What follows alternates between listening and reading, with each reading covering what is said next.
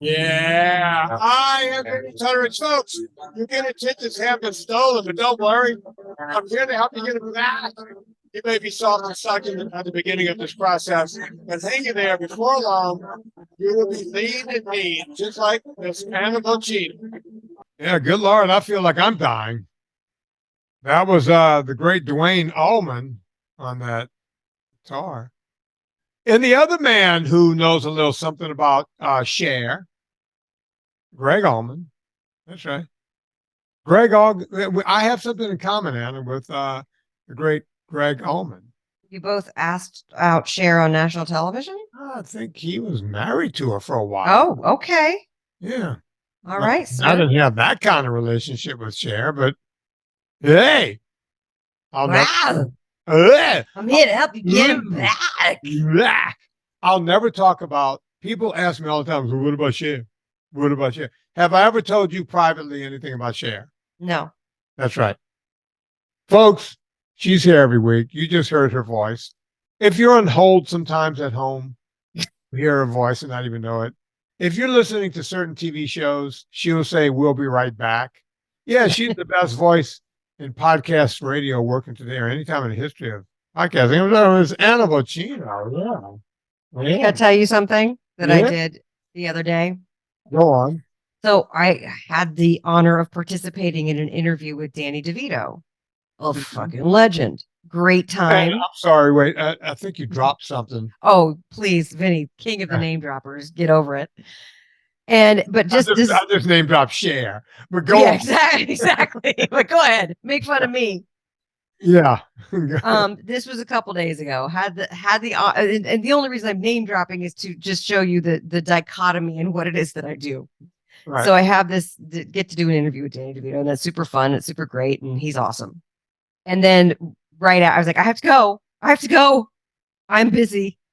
Get on a session, and it was to voice the phone system of a particular part of Aflac where you're denying claims on the phone. So I guess people are like trying to find out about their claims or something, but I can't honestly tell if it's the end user calling in or Right. if it's like the rep calls in and says, and you hear the automated phone system, the reason why. And it's literally like, you know, we're sorry, but and then you fill in what cancer claim, suicide claim, trigger warning. Like it was like crazy sad stuff of like rejecting people trying to get their claims because maybe the terrible thing happened outside of the insurance window. I was just like, oh man, this is really awful. And by the way, not getting paid that much for it at all. Let's be honest. I'm doing that for to try to make the bills because everybody's on strike right now. And I'm allowed to do that. I'm not crossing picket lines. But I was just like, wow, okay, what an interesting day. We go from highs to lows,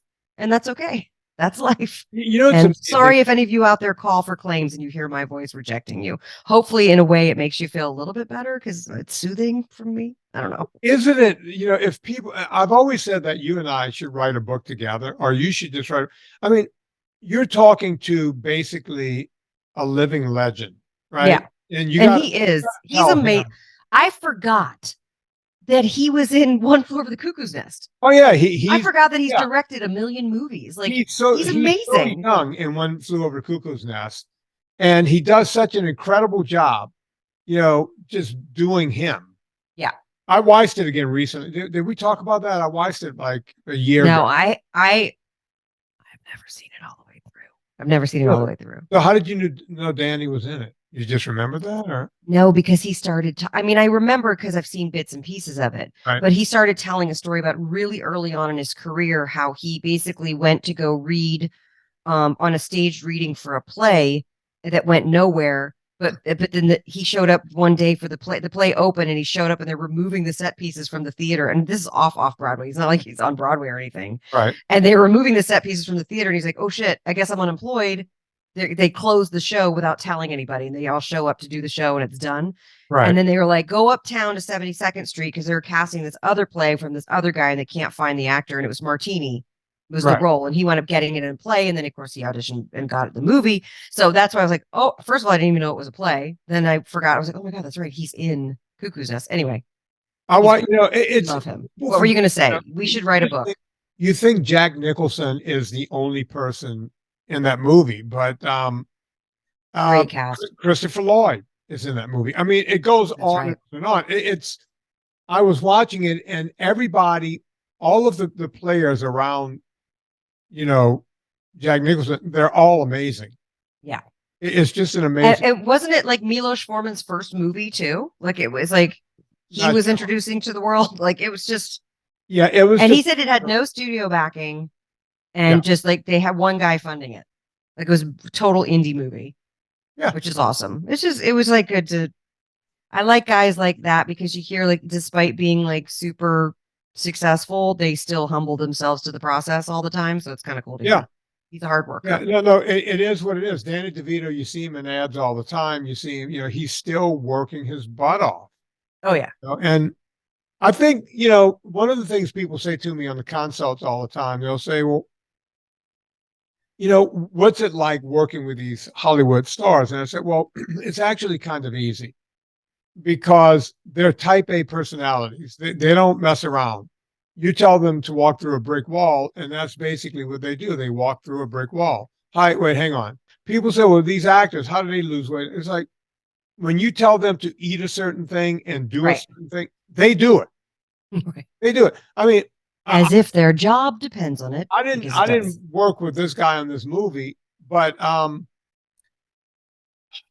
Niro when he for Cape Fear. The Yeah. guy looked like He got ripped. Yeah. he looked like an anatomical chart. Right. And that was He right looked, around the time he looked like Slim Goodbody. yeah, he was just ripped to shreds. Yeah.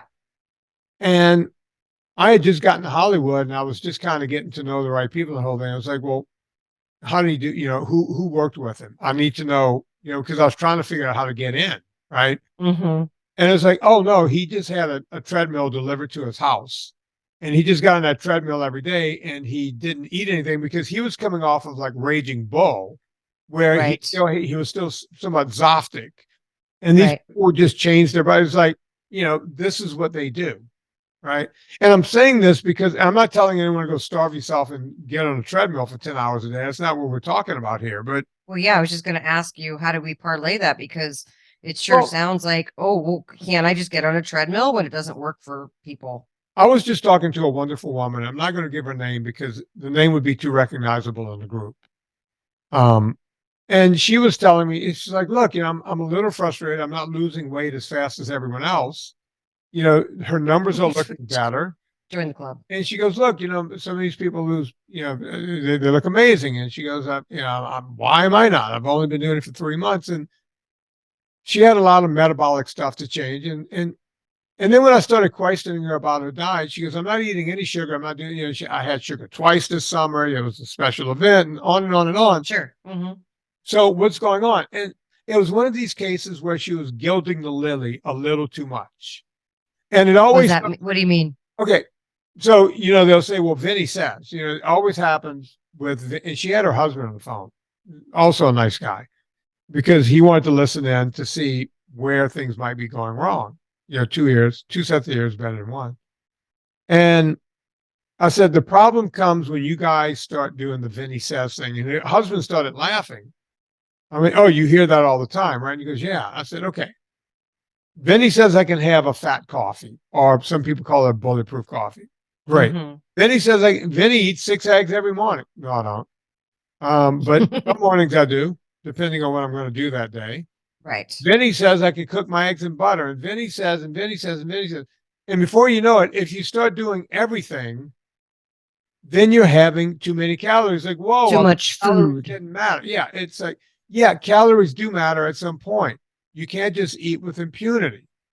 Well, isn't it a little bit too of there are some days you'll overeat, but then there are also some days that you'll undereat. And the idea is that it kind of just balances itself out because everybody wants to have a regimented set amount. Right. And we know for sure if you undereat, you'll be hungry and you'll fuck up your metabolic set point. And if you overeat, it's just too much food. But and everybody wants to know what that magic number is. And it's like, I can't give you a magic number because I talked to a guy today that works on oil rigs. It was another one of my phone calls. Mm-hmm. And I said, what do you do? He goes, are you sedentary? He goes, no, I'm on an oil rig. So he's basically, it's like he's at the Yeah. gym for 12 hours a day. Right.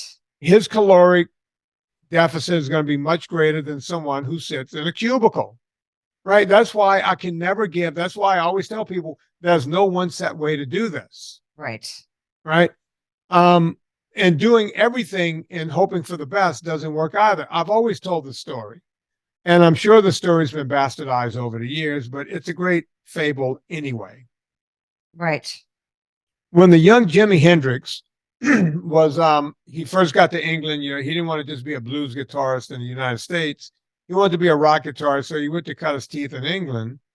And one night, Eric Clapton and Jimmy Page were sitting.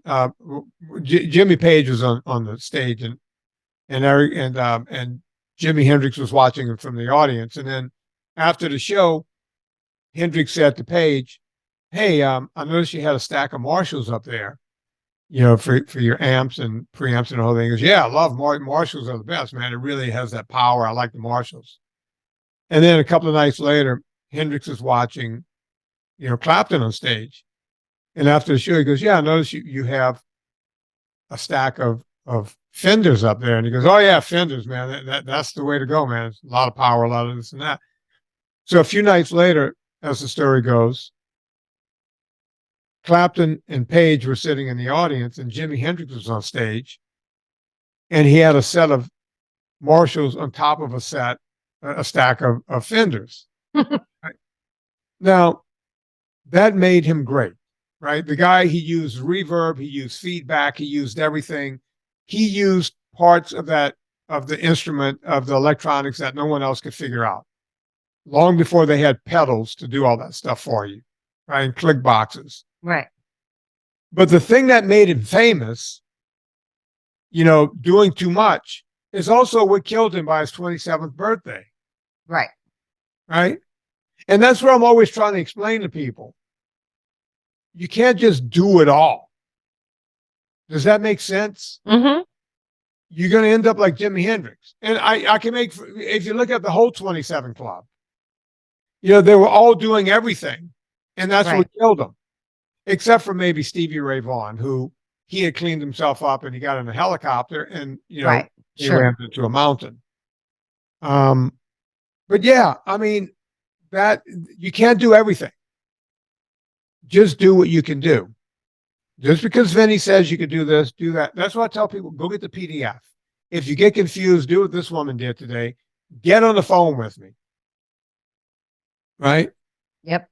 Or the oil rig guy, or, spoke to a trucker today. Always talking to truckers. Yeah. Right.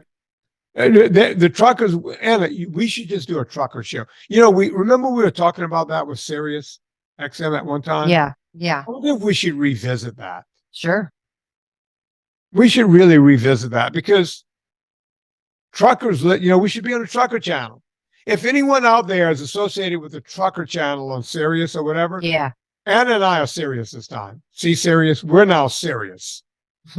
And because I speak to truckers every week. There's not a week that goes by in my schedule where there's not two truckers. That's interesting. Right? Hey, truckers, if you're listening, yeah, and you know how to if they say like write into the show or call into the show, call in and recommend us. Yeah. Yeah, we will do it. Oh, we will do it. Why not, Anna? We do everything else. Well, I feel like it's an underrepresented group, and they're on the road. And honestly, literally the circulatory system of America, Eat Happy Kitchen sauces would not be delivered to the grocery stores if it weren't for truckers. So we want y'all to be healthy and getting our stuff to the stores. Yeah, look, I mean, I feel for these guys. You know what? What's funny? I did an Instagram. Let's see if Megan put it up yet. Mm-hmm. Okay, it's up. It's up. All right, you want to hear my Instagram? This is so funny. You want to hear my Instagram from today? Yes, always.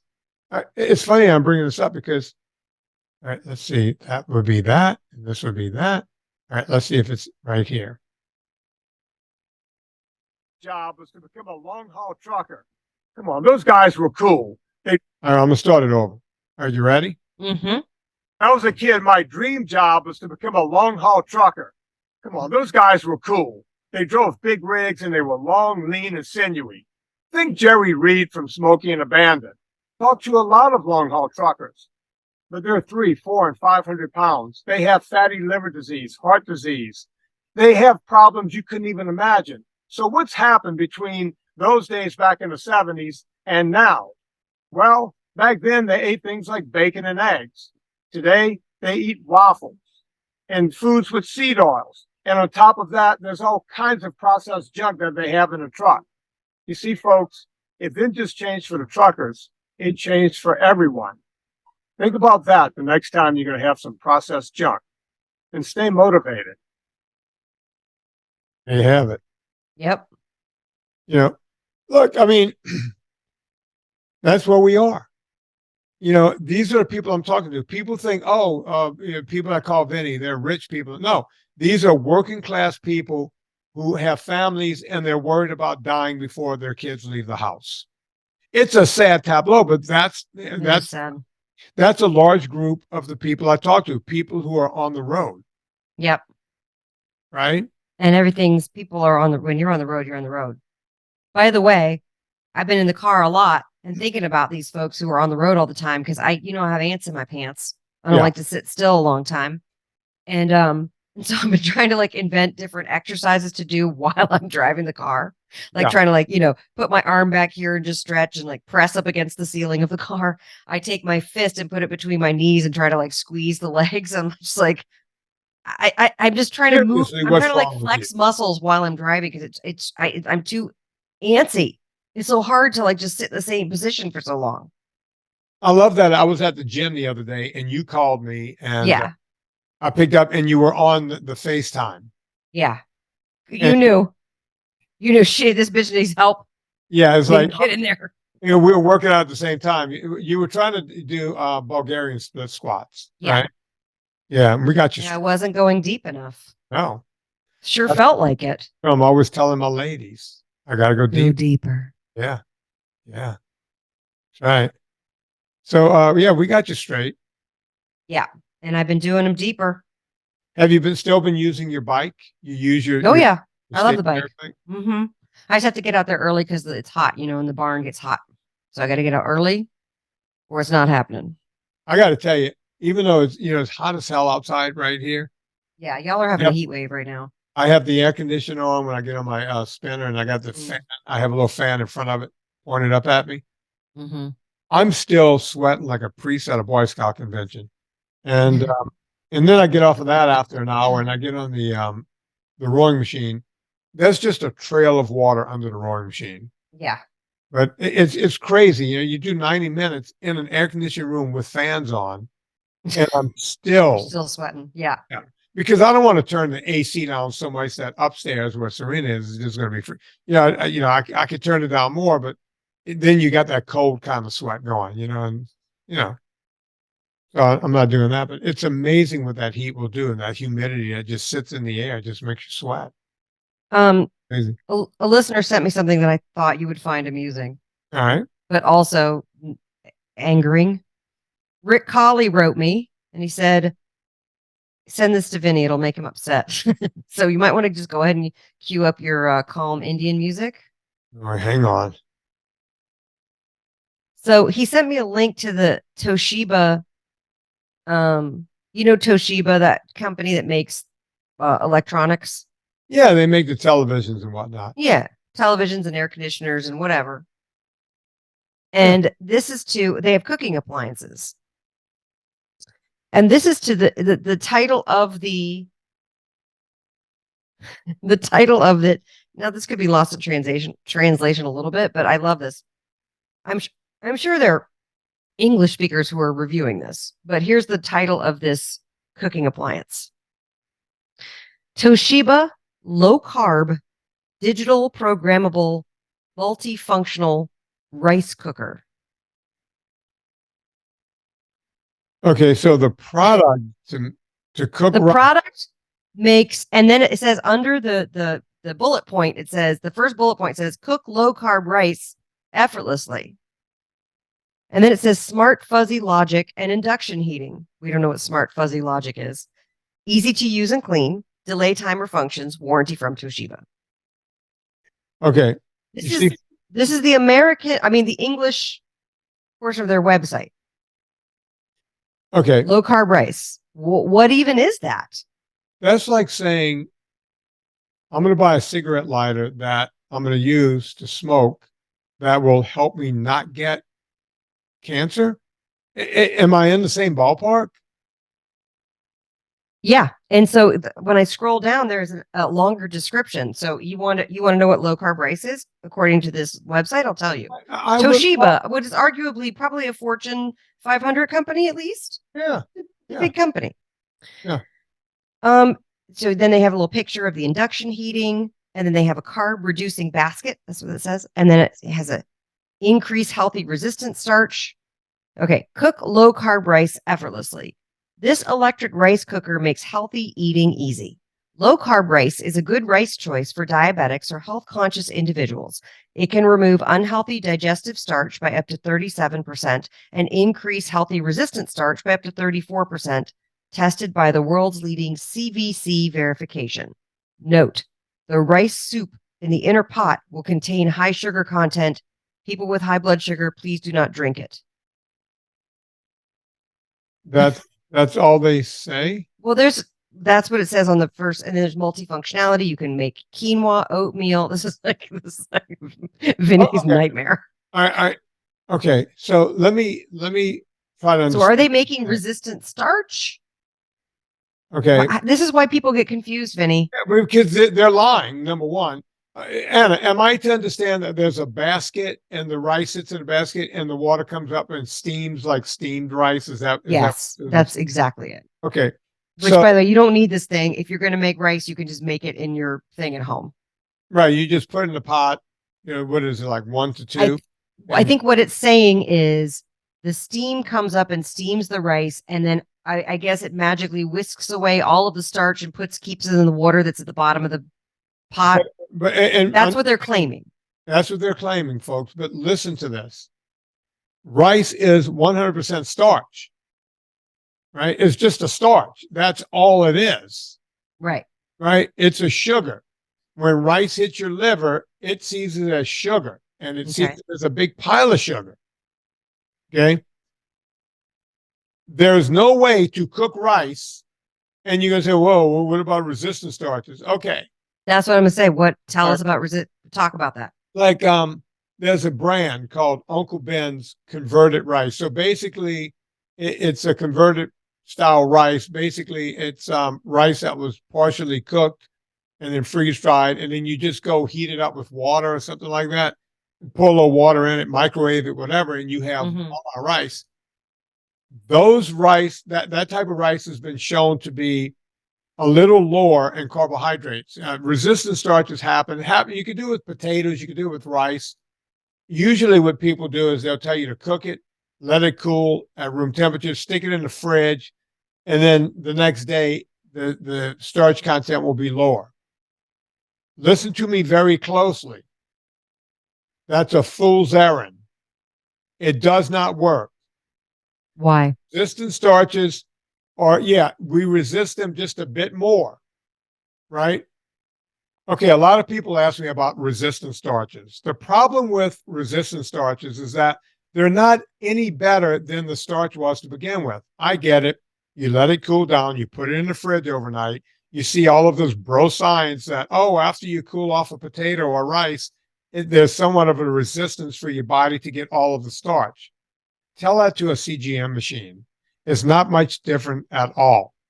Folks, there are no cheats in nature. Do the right thing. Just stay away from it altogether. If you think you're going to hack it with food, you see, because people hack everything, don't try it and stay motivated. So yeah, thank you, Rick, for sharing that with us. It did exactly what you intended, which is to piss off Vinny. You know, every time we piss you off on this podcast, I know that it eats away a little bit at you. So thank you you're literally giving up a part of yourself to educate us every single time. So thank you. Yeah. Oh, did you see this one? Did Debbie send me this one? Sucralose is genotoxic.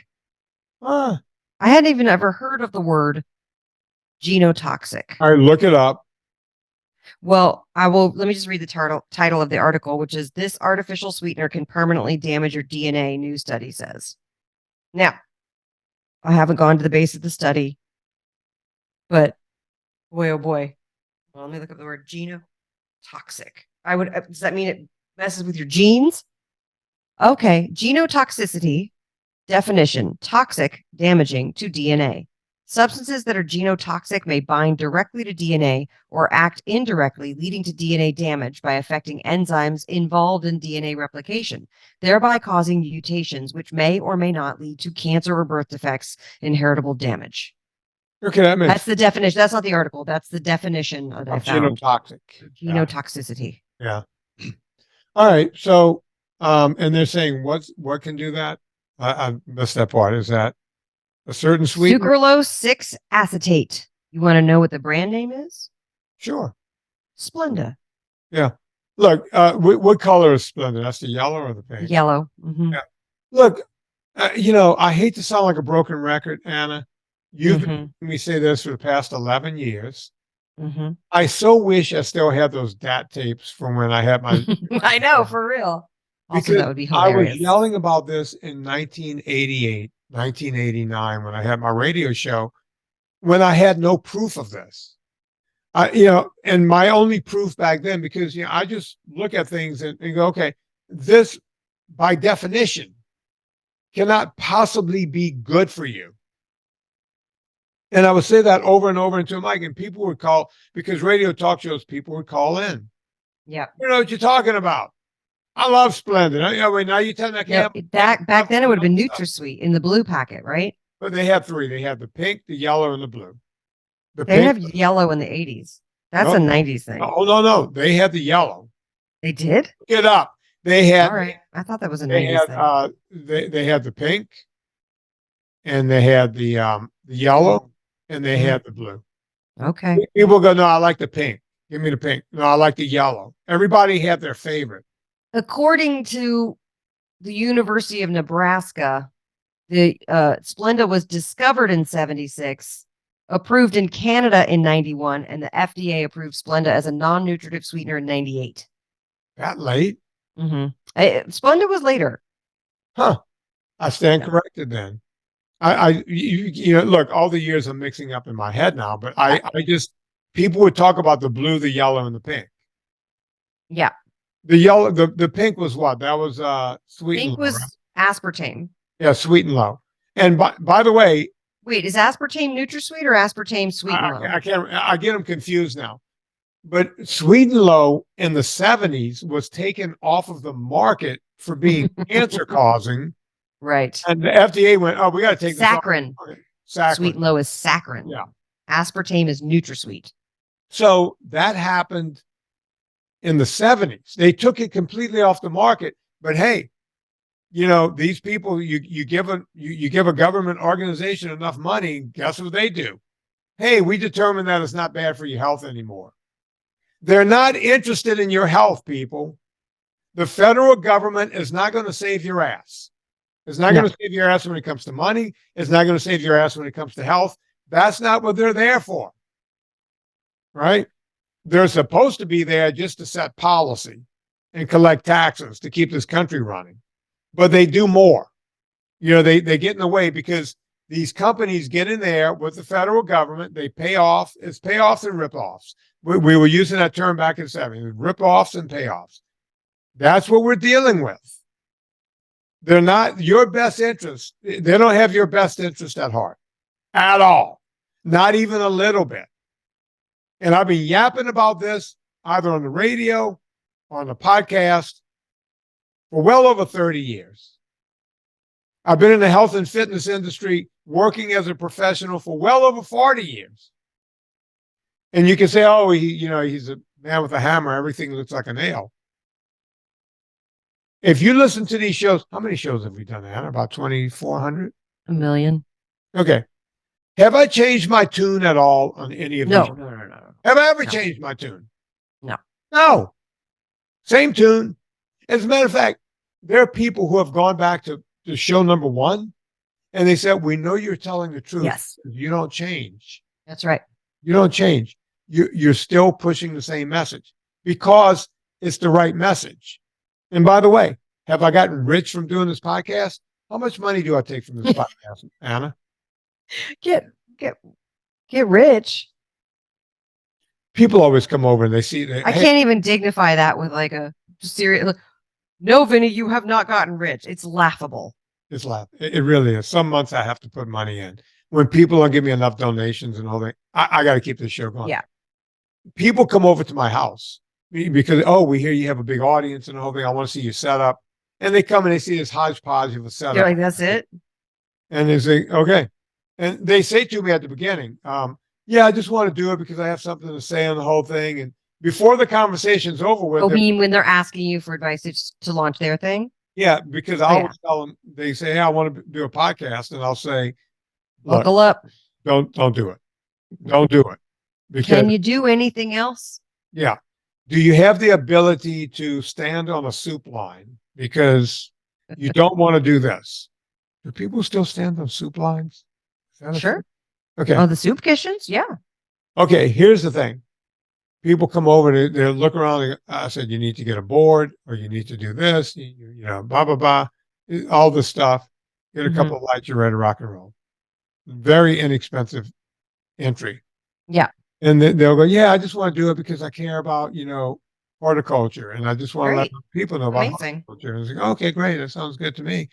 But, you know, I might listen to a couple of shows, might learn a little something about what you're talking about. And then they'll go, yeah, I don't care. But how do you monetize? And I go, oh, you don't. And they'll go, well, you make, your podcast makes money, right? And I go, oh yeah, it makes money. And he goes, well, so how do you monetize that? And I'll say, well, you know, I do things and I tell them how I do it. You know, we get donations from here, there, and the other thing. And, you know, Affiliate income from affiliate- Amazon. Yeah, you know, whatever. And they'll go, Sponsor. Wow. We have a sponsor. so you do really well, right? And I was like, no, I have a big audience, but even with a big audience, now I have a big podcast. And there are very few people who have broken out. I make enough money to pay everyone who works for the podcast. See, you're just seeing my desk. There's a woman named Leona. There's a woman named Debbie. Right. There's a woman named Megan. There's a woman named Gina. There's a woman named Anna. And they all work for the podcast.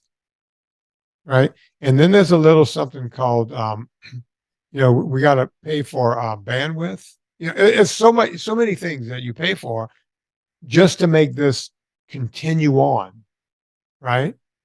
And they go, well, yeah, but when you get big enough, it's like, listen, you ever hear of Joe Rogan? Yes. You ever hear of Adam Carolla? Yes. Yeah. Those guys, they broke out. Right. You know, the Rich Eisen podcast. These are all, they were celebrities before, so they came with big giant audiences. Mhm. Those guys can make a living. But even guys at my level can make just enough to keep it running. And the bigger it gets, the more expensive it gets. That's it. So it's a labor of love. And if you look at it any other way, good luck. Good luck. It is a labor of love, and that's why we're here, because we love doing it and we love getting the word out. We love helping people, and I that's a good way to use both of our gifts, is to be able to do a podcast to get the information out there. But I will say, I got an email from I was a guest on someone's podcast when one of my books came out, and he's like a book guy, like, and he does stuff about books and how to write bestsellers and blah blah blah.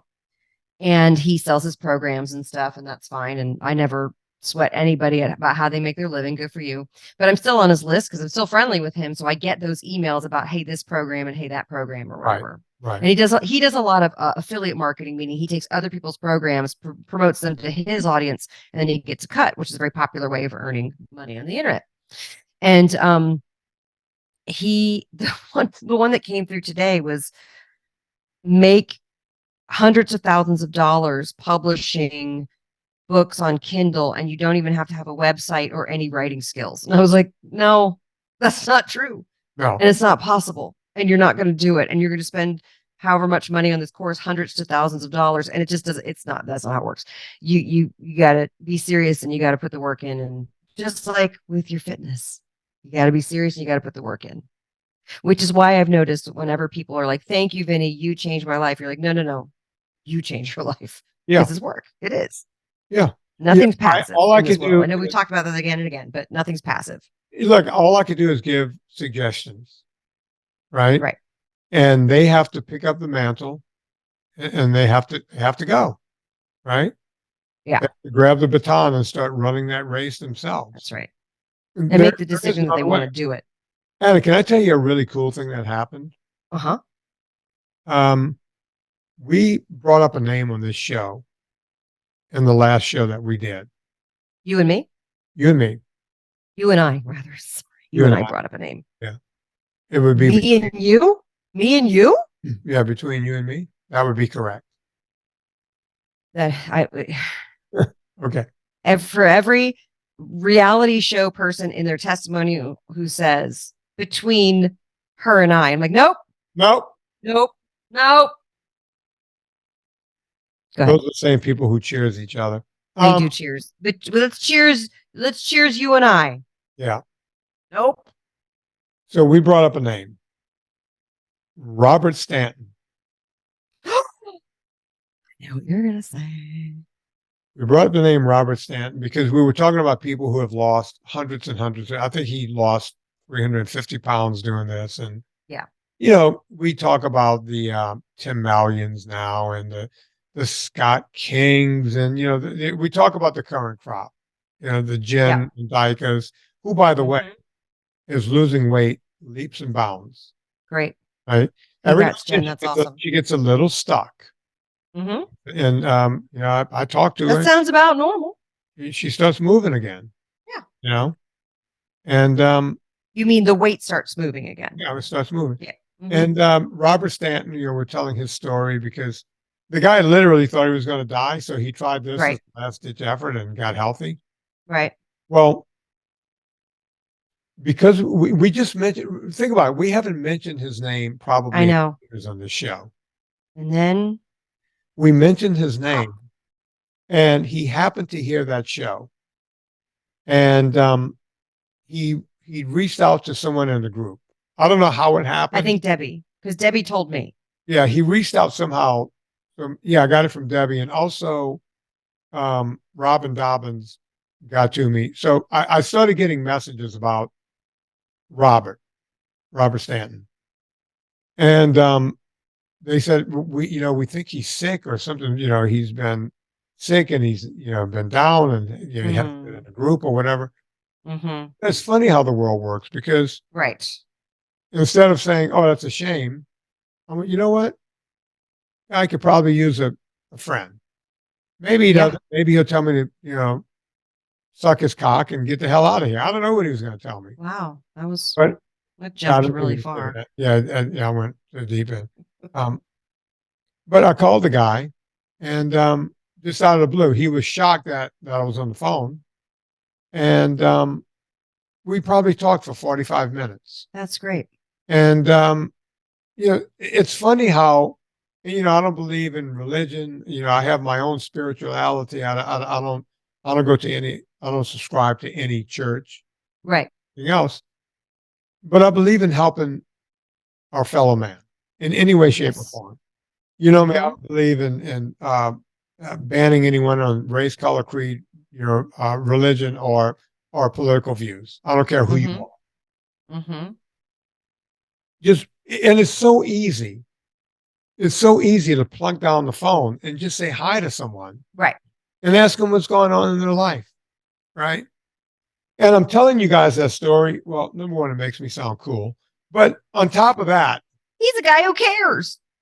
on top of that, think about that. If you haven't heard from a friend in a while, or someone you don't know what's happened to them, pick up the phone. We all got these devices, right? We all, and you can't just death scroll all day. That device also makes phone calls, or you can even text. If you don't want to talk to that person, text. Hey man, haven't heard from you in a while. How's everything going? you might catch someone in a down moment when you're having an up moment, and you can help that person. That's right. Does that make I any love sense? it. Of course it does. Sure. And by the way, I like that you say make a phone call or send a text, because sometimes people send messages only on Facebook or Instagram, and not everybody sees those. And also, I'm not going to get into a deep conversation about my life on Instagram Messenger. I'm just not. I like to talk to people. That's me. I'm not a millennial though. No. Millennials don't like to talk to people, maybe, or I keep call. thinking about asking Debbie or somebody how to get into my face, because I haven't been on Facebook in years. Yeah, I don't think. But I wonder if there's any messages out there with friends, old friends or something. We're trying to I'm get. sure. So I thought about trying to figure out how to get back into my Facebook Yeah. and see if there's any old friends from childhood that's looking for me, and who knows, right? Or should I just Doesn't leave it Debbie look alone? in your Facebook? Can't she apprise you of any important messages? Oh, that's a good idea. I have assistants. Can't do that. Debbie, when you get a chance, besides doing everyone else's job that you do for me. Yeah. Yeah. Read his Facebook messages. No, Debbie, don't do that. I don't want you. We're done with the sucralose thing. You don't want me to read to you about the studies and No, the leaky I gut did. and stuff. We just got off the page. I know. That's So- fine. That's what we do. I just wanted to go into a little more detail about what the article is saying. Dr. Schiffman, who is the doctor who did the studies, he warned, quote, our work suggests that the trace amounts of sucralose 6 acetate, which is Splenda, in a single daily sucralose sweetened drink exceed that threshold. He's talking about the threshold is 0.15 micrograms per person daily. And that's not even accounting for the amount of sucralose 6 acetate produced as metabolites after people consume sucralose, which I find interesting, that your body then, you drink it and then it produces metabolite, it produces more of it as metabolites. So they did do in vitro experiments using human blood cells, exposing it and monitoring it for markers of genotoxicity, that it broke up DNA in cells that were exposed to the chemical. But then they also studied how and determined that it can cause a leaky gut, which basically is like disrupting your gut lining. And so things get absorbed into your bloodstream because your gut's not strong enough no longer strong enough to withstand what's happening. So to me, that sounds pretty disturbing. Yeah. And I know that like people struggle with getting off the Diet Coke and the Coke Zero. And I know what I want to say. So I'm demoing every weekend for the fall, and I'm also going to places, and I'll tell people on Instagram where I'm going. But like this Saturday or last Saturday, I was at Santa Barbara Gelson's, and they always put me in the back by the bathrooms. I had two different people come up. They're like, why did they put you back here? Why aren't you in the front? I'm like, I don't know. I don't get a say. In the front, or do they put anyone in the front? I don't know. I ask them every time. I've been there 3 times now. And in fact, the manager came up to me afterwards. He's a super nice guy. He's like, there are people asking if you can move to the front. And I was like, yeah, can I? And he's like, no, you got to stay back here. I was like, okay. They also moved us we've only been on the shelf 4 months, and they've also moved us to like the very tippy top shelf where only the tall people can get it. So that doesn't bode well. So by the way, if you live in SoCal, please go to Gelson's and buy the sauce. So maybe. You know what we need to do? What? This would be great. Let's find a little person and send them in to Gelson's and go, hey, what the hell? I love this product. I can't get it. Anyway, I can't. Well, what are you doing? Maybe I need to talk to my attorney. We know a lot of actors, and there are a lot of little person actors. I wonder if you could get like. We know that guy from Jackass. Yeah. Who's that guy? What's his Brad name? Williams. He's a comedian. He could probably. Okay, perfect. Yeah. You're hired, bro. Brad Williams. Listen. And by the way, they wouldn't let, I'm 5'5", and they wouldn't let me take, like, I can only reach the front row of them, and because I have to take a bunch down to go make a display at my demo table. And they were like, ma'am, like I was trying to take the ladder that's in the aisle. So, and they're like, ma'am, no, you can't go up there. And I'm like, it's a step, but okay. Listen, hashtag move Anna to the front. Hashtag get her off the top. Yeah, we want eye level shelf placement at Gelson's. This is not tequila. We don't want top shelf. We want We want eye level. Yeah. We were like right the I one know a right couple, below I eye know a level. couple of little people. Let's send them. Okay, let's do it. So anyway, so I'm back. I'm in there, and by the way, everybody at the store is really nice, but you know how it is with corporations. And once they move you to the top shelf, you're like, oh, we're fucked. God damn it. Yeah. So it's very important that I go out and demo and get the word out. And I tell people, hey, by the way, we're on the top shelf, so make sure you reach all the way up there and get it. Yeah. So, but anyway, they put me back in the corner by the bathrooms and by all the beverages. So I'm by the beverage case, Right. like the cold case of beverages that are individual, and then some beers and stuff and sodas that are cold. And then I'm also, perpendicular to that is the whole cases of soda pop. Right. So I watch people, they're just coming by all day long, loading up Coke Zero, Diet Dr. Pepper, like almost every person who walks by there takes a case of beverage drinks that I'm like, wow, I'm so not used to shopping that way. It blows my mind. And then this past Saturday, I got really excited. So you watched Succession, right? No.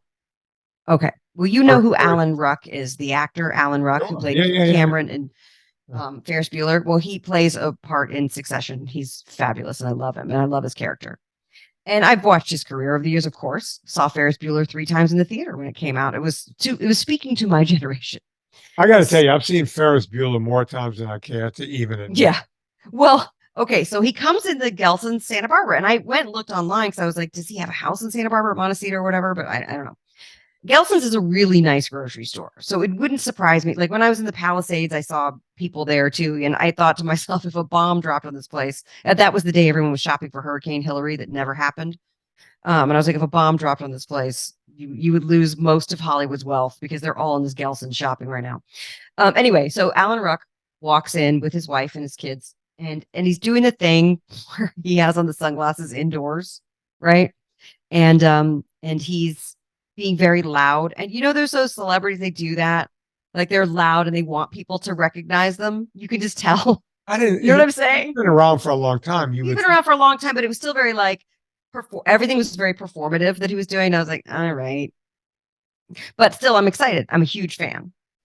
And so he and his wife walk by a couple of times. They're hanging out getting the soda pops for the individual from the refrigeration case. And they're picking out like a special soda for the kids for a treat, whatever. And, but he's like, which one would you like? The root beer one? Like he was just loud. You know what I mean? And I was like, yeah, we hear you. We know who you are. I do. And so finally he kind of turned in my direction. I was like, hey, would you like to try some? And it was literally like, yeah, I was blown off so quickly, and I was like, "Oh no! Oh, I wanted to like you, and you're my favorite, and you hurt my feelings." Now, listen, people don't react the way you want them to. I get that. It's not that his behavior has to change on behalf of me, but I was also like, "All right, never mind." And then they go because I'm next to the bakery, and so he's waiting maybe 15 feet away for his croissants and his coffee, and he just starts. He grabs his wife and they start making out like a big, and I'm not kidding you. It's 11:30 in the morning. And I'm thinking to myself, maybe I'm wrong. Maybe it's not Alan Ruck. Maybe it's just some weirdo with his kids. But I looked it up. It was Alan Ruck. And that was his wife for sure. Like I went and looked at their pictures and I was like, oh, that's funny. It was just a funny run in to be like, oh man, I'm going to talk about this in the podcast, yo. And by the way, if he had stopped and was decent to me, didn't blow me off and basically do this with his hand, if he had stopped, I would have been like, that guy's amazing. Everyone should follow him. He's the best. Like it just takes a little bit of niceties because he's the one in the store trying to get everybody to pay attention to him. And I'm like, I'm ready to give you love and accolades. I love you. I mean, that guy, I just looked him up. He's 67 years old. I know. He looks great. Yes. What? I don't. I mean, I couldn't see his eyes because he had sunglasses, but he looks. I'm looking at his wife. I mean, she's beautiful. Yeah, she looks familiar. Redhead. She's been in movies, right? I think so. Anyway, it was just very funny to watch America grocery shop and they in front of me as people walk by. And I've already told you that I've learned that I have to cut up bread to sample the sauces. And Right. there's only ever one person in 3 hours who says, "Oh, I don't eat carbs," or "Oh, I have celiac and I can't have the bread." I'm like, no problem. I don't eat the bread either. You're welcome to take it as a shot. It's delicious. Yeah. But everybody else takes it with the bread. And I'm always like, oh, we have an uphill battle, don't we? But What kind of bread do you use? I usually buy one of the nice baguettes that are at the store's bakery. Like Gelson's makes a nice rustic sourdough baguette, or I was going like to say regular. you got to I do that. with that you got to use a sourdough. I Right. do. I Yeah. do. And I Yeah. cut it. I wear gloves and I cut it up and put it separate so there's no cross contamination. Oh man, But it's interesting. I'm telling you, we speak to, even though the audience that we've worked so hard to build up feels right? wonderfully large. We still have, we're not even like, we haven't even scratched the surface. No, nor will we ever scratch the I guess surface. not. You know, it's disheartening sometimes. I'm trying to stop a pandemic, right? And it's no one's talking An about it. epidemic, No, a pandemic. a pandemic. I'm still, yeah. Think about it. How many people died in the pandemic? A lot, right? How Yeah, many people have died of heart disease, of fatty more. liver disease? Way more. Yeah. And you know, you don't see Fauci yelling, "Hey, stop eating." You know, he's busy telling everyone to wear a mask. No one, Are they still saying that? oh, they're coming. The mask is coming back, folks. We're 2 weeks ahead on these Well, podcasts. They're talking. I'm going to Calabasas, Gelson's, and West Hills Pavilions on Saturday, and I'm doing it all without a mask. So Yeah, but here we are. it makes me wonder. If they were really worried about everyone's health, right? Wouldn't they? I mean, we talk about these pandemics, right? Mm-hmm. And getting everyone vaccine and all this bullshit, right? Doing all this crap, wear a mask, social distance, all of it. For what reason? For what reason? When we're letting people die because you fucked up and you let everyone go and do whatever they want, every industry, you can now sell something.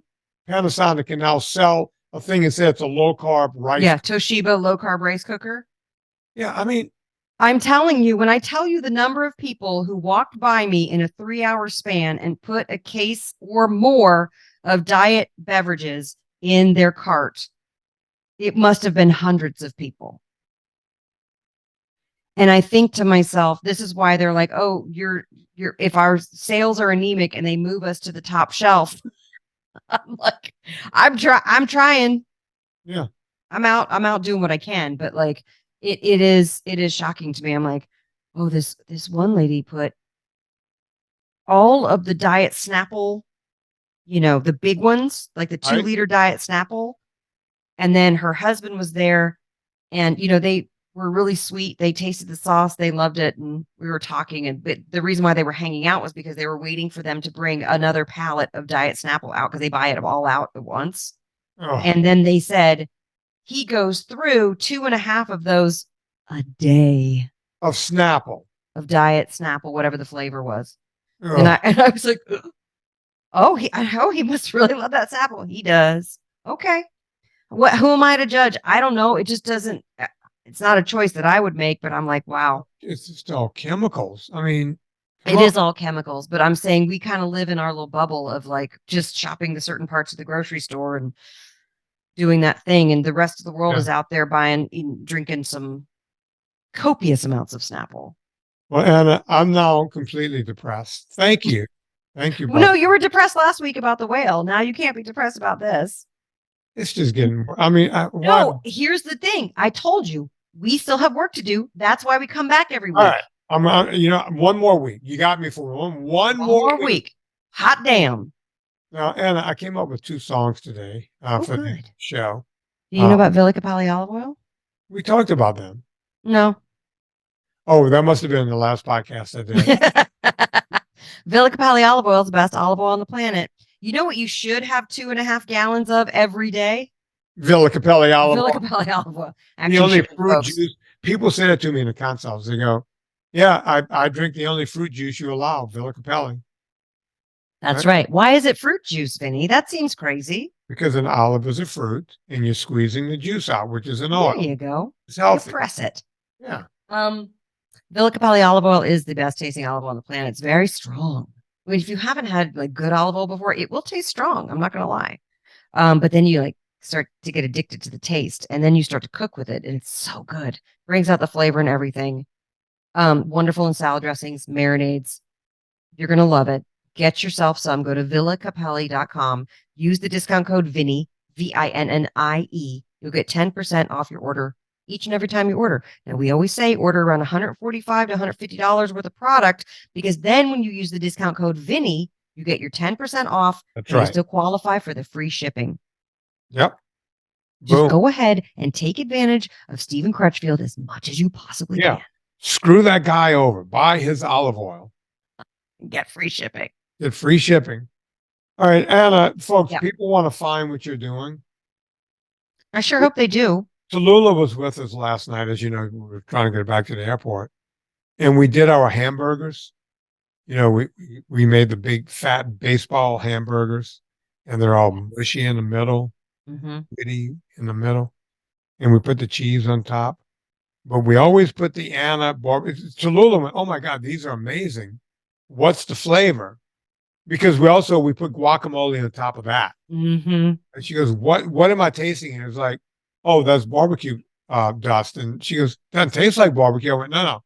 It's Anna Vocino's barbecue dust. It's meant for meat. And Sometimes people, when you say barbecue dust, their brain stops at barbecue and think sauce, but it's not. Yeah. Yeah. This does something to meat that I can't explain. That's the only way I'm going to put it. Go check out Eat Happy Kitchen products. Yes, Eat Happy Kitchen's where you get it. And we have plenty of barbecue dust in stock because we stocked up because it sold out so quickly the first time. So we made enough. So we have enough in stock. We will run out of taco seasoning very soon. I think we only have 30 twin packs left of that. So that actually might be sold out by the time this episode airs. We're making more. Hopefully we'll have it by the holidays because I really want to have the holiday gift bundle. But the recipe that I invented that I'm about to post, Vinnie, let me ask you this, because I know that Louisiana is a different kind of South than Virginia, where I grew up, which is a different kind of South than Alabama, where my dad lived and I spent half my childhood, which is a different kind of South than Atlanta, where I spent 10 years, right? So in Virginia, Atlanta, and Alabama, we had pimento cheese dip.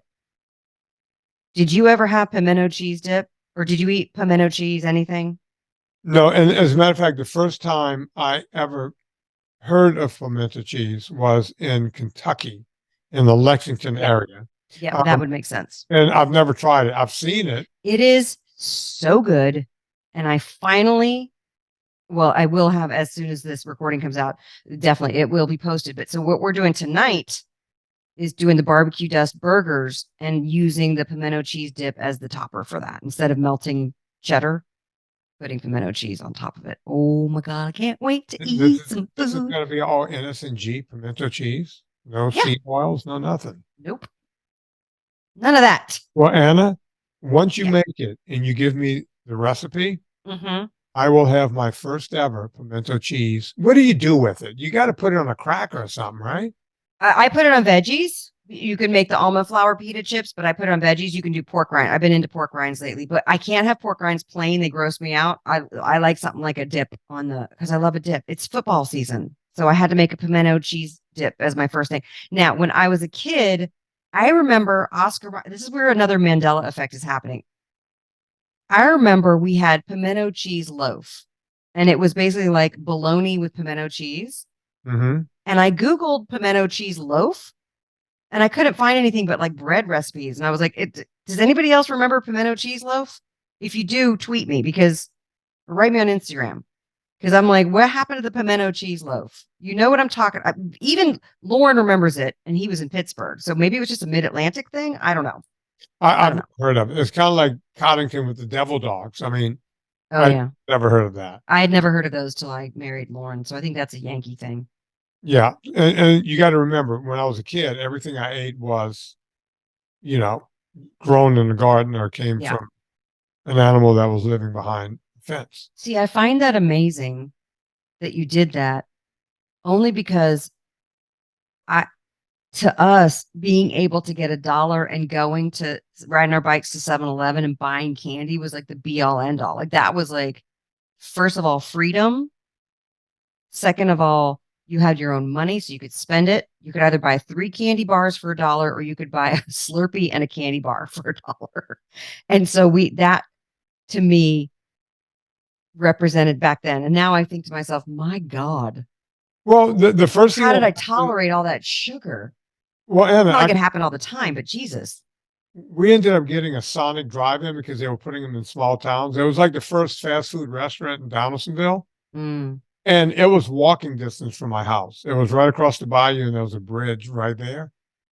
But as soon as I started driving, it was like a treat. You got to remember, all of my money went to gas money, so I right. had to work, and whenever I had an extra $2, I would stop over. It was kind of a treat. It was a weekend treat. They made it was a chili cheese hamburger. And I was a growing boy and I was hungry all the time. I was working out all the time and the whole thing, and Yeah. was eating my chicken, my plain chicken and red meat and eggs and the whole thing. That was a real treat for me. I would go Yeah. on the weekends, like when we were going out, right around town or whatever, stop by Sonic and get that chili. That was kind of my entry into that kind of thing. Right. Because there was no McDonald's, there was no Taco Bell's, nothing like that in my hometown. That was kind of the beginning of it. And but you see, that's why I never got into fast food, because it was just You weren't exposed to it. Yeah, it wasn't very much of an Yeah. option, right? So when I got to I was exposed to fast food, to frozen food, to convenience food, not convenience food because that would be too expensive, but frozen food and fast food was happening a lot. And I don't blame my mother. She got up for work at 5:30 in the morning and she did not come home till 6 p.m. And then she taught piano till 9 p.m. So she did not have time No, to make I me get food. it. I had to figure it out. But As boy, oh boy, when I figured out how to make it with fresh stuff, that was a game changer. But so to be able to make something like pimento cheese dip with fresh ingredients right. is incredible. So I'm excited Well, for you guys I to try will that. try it, Anna. Once you have it, we'll talk Okay. about it in the next show. I'm going to have to make some. Yeah. And then we'll go from there. Folks, go check out everything at eathappykitchen.com. You know what to do with me. We all go shopping on Amazon. Before you go there, go to vinnytartaris.com and click through the banner. It puts coal on the fire and it gets my train down the track. I also have the Superfan page there, and we have the NSNG ebook. It's all right there. You want to sign up for a phone call, you can do it all at vinnytartaris.com. Don't forget, we do some really straightforward, pointed videos over at Vinny Tartarit's YouTube. I didn't play one today because we got a little long in the tooth on this show. And we have 2 songs to play here at the end. So on behalf of Anna Bocino, and Anna's going to like this first song because I think she's a fan of this band. On behalf of Anna Bocino, my name is Vinny Tartaritz. Put life into living and do it with the Grateful Dead.